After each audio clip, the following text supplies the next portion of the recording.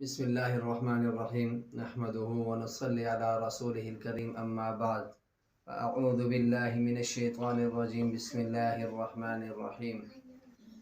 آج میں آپ حضرات کے سامنے مہمانوں کے لیے جب گھر میں کوئی مہمان آتا ہے اس سے جو ملنے کا سنت طریقہ کیا ہے، اس میں حدیث شریف میں 9 سنتیں آئی ہوئی ہیں۔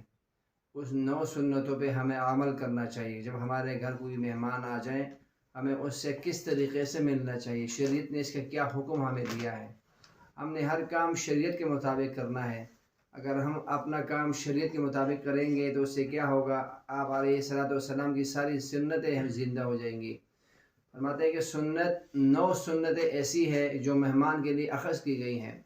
سنت نمبر 1، اگر آپ کو کسی سے ملنا جانا ہو تو صاف ستھرے لباس کپڑے پہن کر جائیں، یعنی کہ ایسا صاف ہو کر جائے کہ سنت کے مطابق لباس بھی اچھا ہو۔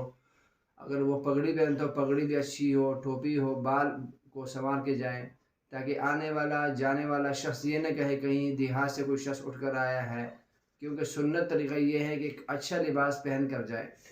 سنت نمبر 2، ملاقات ہو، ملاقات ہونے پر اس کو سلام کرے، جیسے ہی گھر پہ داخل ہو السلام علیکم کہے اور سننے والا اس کے جواب میں وعلیکم السلام کہے۔ قرآن پاک میں اس طرح بتایا گیا ہے کہ اذ دخلوا علیہ فقالوا سلاما، جب آپ کے گھر کوئی مہمان داخل ہو اس کو سلام کہو۔ جب وہ سلام کرے گا اس سے آپ کی دلی محبتیں پیدا ہوں گی۔ اور جب حضرت ابراہیم علیہ السلام کے پاس کوئی مہمان آتے انسانی شکل میں، فرشتے آتے تو پہلے سلام کیا کرتے تھے، یعنی کہ طریقہ سکھاتے تھے کہ جب کوئی گھر مہمان آ جائے ان کے سامنے کوئی چہرہ ایسے نہیں بنایا جائے کہ وہ ناراض ہو کے واپس چلا جائے۔ اپنے سے بڑوں کی عزت کرو، یعنی کہ اپنوں سے، جو مثال کے طور پر میرے گھر پہ کوئی شخص آیا چھوٹی عمر کا یا بڑی عمر کا، ہمیں اس کی عزت کرنی چاہیے۔ میزبان سے سلیقے سے بات کرنی چاہیے۔ مثلا آپ کے گھر میں کوئی مہمان آیا ہے، ہم ان سے اچھے الفاظوں میں ان کو یاد کریں اور اچھی الفاظوں سے ان کو گھر سے رخصت کریں، تاکہ آنے والے مہمان دل پہ یہ حسد نہ لے کے جائے کہ میں جس کے پاس گیا ہوا تھا وہ بدتمیز تھا یا وہ بد اخلاق تھا۔ وہ آپ کے اچھے الفاظوں سے وہ آپ کو پکاریں۔ اس سے کیا ہوگا، ایک تو آپ علیہ السلام کی آپ نے مبارک سنت زندہ کی، دوسرا آپ نے اس سے اچھے اخلاق سے ملے، اور تیسرا آپ نے علیہ السلام کی سنتوں کو برقرار رکھا، اس کو توڑا نہیں، یعنی کہ دنیا کی معاملات کو چھوڑ کر آپ علیہ السلام کی مبارک سنتوں کے اوپر اس نے عمل کیا۔ کہ فلاں کام کے لیے آیا ہوں، مثلا میں کسی کام کے لیے اس شخص کے پاس میں گیا ہوں، وہاں جا کر بیٹھ نہ جائیں، جس کام کے لیے وہ گیا ہوا ہے وہ مل کر واپس اپنے گھر کے چلے جائے۔ ایسا نہ کہ صبح کو جائے اور رات تک وہیں پہ رہے، یہ بالکل سنت کے خلاف ہے۔ جس مقصد کے لیے جانا ہوتا ہے اسی مقصد کے ساتھ ان سے ملنا ہوتا ہے، اور اتنی دیر بھی مت ٹھہریں کہ جس سے آپ کا میزبان گھبرا جائے۔ مثلا ہمارے دیہاتوں میں یہ ہوتا ہے کہ کوئی شخص آتا ہے تو 2-3 دن وہ ٹھہرتا ہے، وہ ایک رواج بن چکا ہے دیہاتوں کا۔ لاہور کے اندر، کراچی کے اندر، اسی طرح باقی شہروں کے اندر کوئی مہمان کسی دور دراز علاقے سے آتا ہے تو اپنے جس مقصد کے لیے آتا ہے اسی مقصد کے لیے وہ کام کرے۔ ایسا نہ ہو کہ وہ بیچارہ وہیں پر بیٹھ جائے اور جو مہمان جس سے ملنے آیا ہوگا وہ بیچارہ گھبرا جائے کہ اب جا کیوں نہیں رہا۔ یہ لوگوں کی طریقہ کار ہے، اس کو ختم کرنا چاہیے۔ میزبان کے گھر جا کر نہ کسی چیز میں عیب نکالے، مثلا جی آپ نے ایسا کیوں لگایا، یہ چیز آپ کو نہیں لگانی چاہیے تھی، مجھ سے پوچھ کے لگانی چاہیے تھی، یہ چھت کے پنکھے آپ نے خراب لگائے، اس میں عیب نہیں نکالنا چاہیے، 4 دیواروں کو نہیں دیکھنا چاہیے، ابھی سنت کے خلاف ہے۔ جی گھر میں بیٹھ گئے اس دیوار کو دیکھ رہے، کبھی اس دیوار کو دیکھ رہے، کبھی پیچھے دیکھ رہے، کبھی آگے دیکھ رہے، پوچھ رہے جی یہ ٹی وی کہاں سے لیا، اپنے اے سی کہاں سے لیا، یہ عیب ہے، اس میں آپ نے تلاش نہیں کرنا کہ یہ آپ کو نہیں کرنا چاہیے تھا، یہ سنت کے خلاف ہے۔ اور نہ اپنے گھر کی کوئی شکایت کرے کہ جی میرے گھر کے اندر میرے بھائی میرے ساتھ ایسے رہتے ہیں، اور میرے بھائی بھابھیاں، میرے جتنے بھی جو رشتہ دار ہیں وہ میرے ساتھ ایسا رہتے ہیں۔ یہ گلے شکوے ان کے گھروں میں نہ کرے، بالکل غیبت نہ کرے، چغل خوری نہ کرے، تہمت نہ لگوائیں۔ اب جس مقصد کے لیے گیا ہے اسی مقصد کو جا کے وہ پورا کرے۔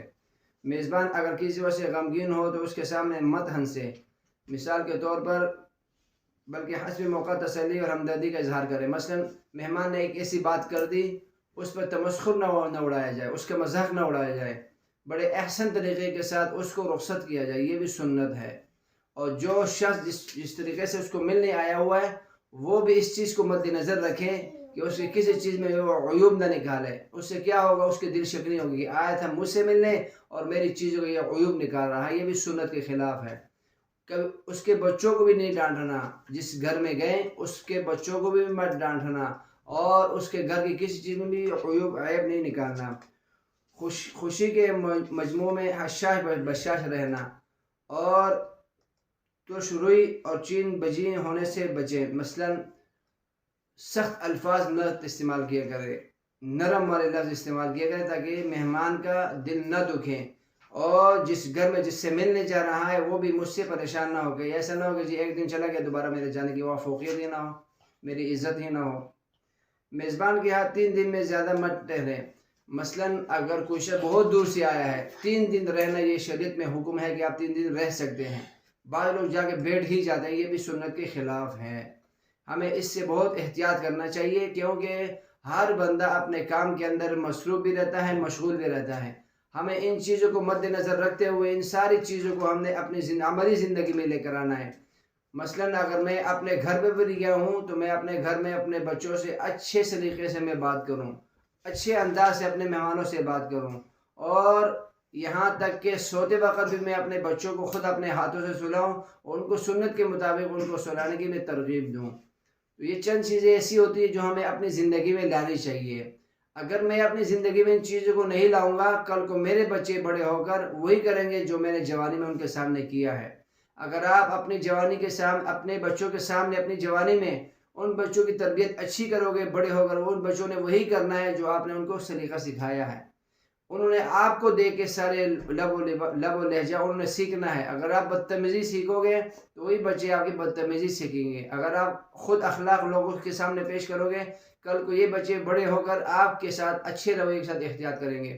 بات رہی مہمان کی، ایک بزرگ تھا، بہت بڑے اللہ کے ولی تھے، اور جس بزرگ نے شادی کی تھی اس کی بیوی نے تنگ آ کر یہ بات کہی کہ آج کے بعد میں مہمانوں کو کھانا نہیں کھلاؤں گی. ایک دفعہ اجازت ہے، مہمان جو آئیں گے آپ جو آئیں گے وہی محنت کروں گی، خدمت کروں گی، اس کے بعد میں کوئی چیز نہیں پکاؤں گی. ہم سمجھ رہے ہیں کہ مہمان گھر پہ آ گئے زحمت ہے، یہ زحمت نہیں، یہ اللہ کی رحمت ہوتی ہے. ہم اگر یہ سمجھے کہ یہ مہمان زحمت ہے تو یہ ہم غلط کرتے ہیں. پھر اس بزرگ نے کیا کیا، اپنی اہلیہ سے کہا کہ ایک دفعہ کھانا پکا لو، اس کے بعد جو ہے کھانا مت پکانا. اس نے اچھی طریقے سے ہر قسم کے کھانے پکوائے، خوشی سے پکائے. کہنے لگی کہ آخری کھانا ہے، اس کے بعد مہمانوں سے میرا چھٹکارا بن جائے گا. آخرکار یوں ہوا، اس بزرگ نے جا کے یہ کہا کہ اگر کوئی مہمان آ جائے، کوئی مہمان گھر پہ آ جائے، آپ نے اس کو دیکھنا ہے، اس کو بولنا کچھ نہیں ہے. اس کے سر کے اوپر چھبڑی تھی، وہ گھر کے آنگن میں آ کے بیٹھ گیا. اس چھبڑی کو اس نے زمین پہ رکھا، ٹوکری کو، اس میں سے چادر نکالا، اس میں پھول تھے. آس پاس گھر کے اندر جتنے بھی زہریلی جانور تھے وہ اس ٹوکری میں آ گئے، اور وہ ٹوکری اور پھول اس نے گھر پہ چھوڑ دیے. زہریلی جانور ٹوکری میں ڈال کے سر پہ اٹھا کر لے گئے، کھانا بھی نہیں کھایا. بزرگ نے پوچھا یہ آئے تھے کھانا کھانے کے لیے، مہمان تھے، لیکن یہ تو خالی ہاتھ چلے گئے، اسے کچھ کھائے نہیں، نہ کچھ پانی پیا ہے. انہوں نے بڑے بہترین جواب دیا. کہتے جب وہ آئے تھے اللہ کی رحمت بن کر آئے تھے، اور اس کے سر میں جو ٹوکری تھی وہ اللہ کی رحمت کی ٹوکری تھی، اور جو پھول تھے اس سے جو زمین پہ رکھے یہ اللہ کی رحمتیں تھی، اور جو 7 جانور زہریلے لے گئے یہ آپ کی گھر کی بیماریاں تھیں. مہمان اگر گھر پہ رہتا ہے یہ آپ کی بیماریوں کو، آپ کی پریشانیوں کو اپنے ساتھ لے کے جاتا ہے. یہ کتنی بڑی سعادت کی بات ہے. ہاں کوئی شخص اپنی طرف سے کہ تم آ جاؤ فلانے کو تم بھی آ جاؤ، یہ مہمان نہیں ہے. مہمان وہ ہے جو بن بلائے آپ کی طرف آ جائیں، یا وہ مہمان خاص جن کو آپ خاص طور مہمان نوازی کے لیے بلائے جائیں.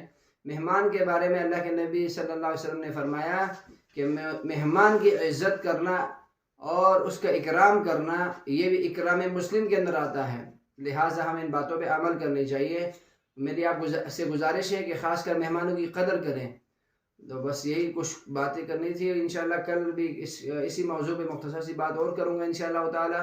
اور گزارش یہ کرنی تھی کہ میرے چینل کو سبسکرائب بھی کریں اور ویڈیو کو آگے شیئر بھی کریں تاکہ آپ کو بھی بھلا ہو، سننے والے کو بھی بھلا ہو.